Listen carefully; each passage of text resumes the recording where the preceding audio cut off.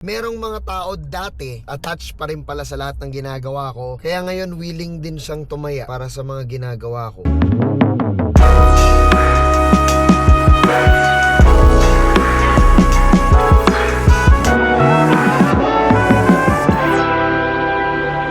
The future depends on what you do today. Recently, sobrang daming kailangan gawin, sobrang daming inaayos. May mga kailangan akong i-resolve.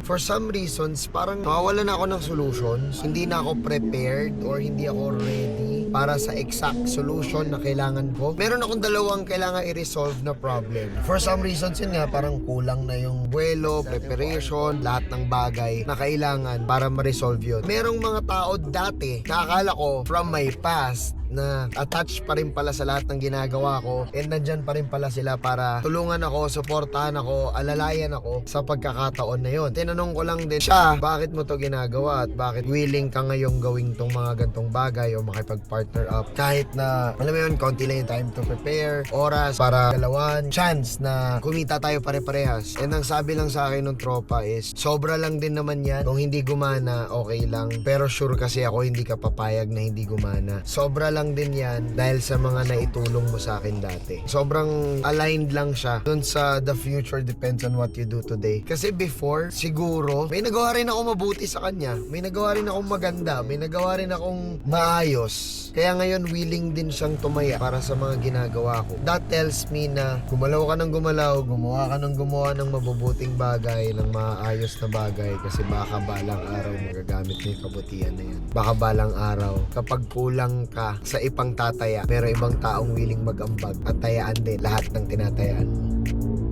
Kita-kits tayo soon. Keep on winning.